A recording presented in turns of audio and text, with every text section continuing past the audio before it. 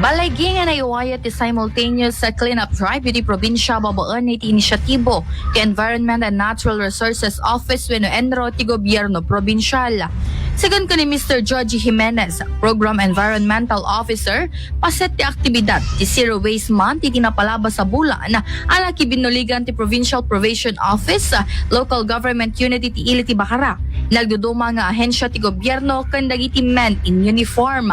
Patyo ni Jimenez nga babaan karay nga programa ket saan laang nga may tandudo ti environment protection no dikat iti panagkaykay sa dagiti tattao.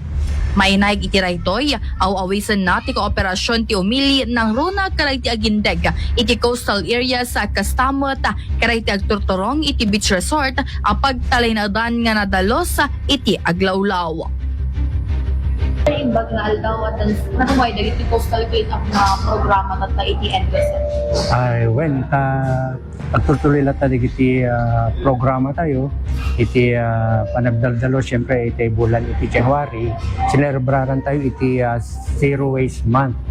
Kat ado iti activities inaramid tayo, nag-conduct tayo iti Simultaneous Cleanup Drive na ti amin di probinsya ti Ilocos Norte da kanya-kanyang panagdalos iti luglugar da ken adamet diti dapanan dagiti national agencies dagiti partners tayo participants iti Bacara iso diti iti Kaliwet barangay Kaliwet nga iti tinakaya na iti diti coastal cleanup drive ket nabisita tayo ijay ni Apo Bukal Sales nga ni representar ken ni Apo Governor tayo ken kasama digiti municipal officials iti Bacara ken digiti empleyado ng imay ken daduma pay nga men in uniform ket adu nasurok na duwa gasot iti nag-participate kada iti coastal cleanup drive kas panang celebrar tayo iti Zero Waste Month.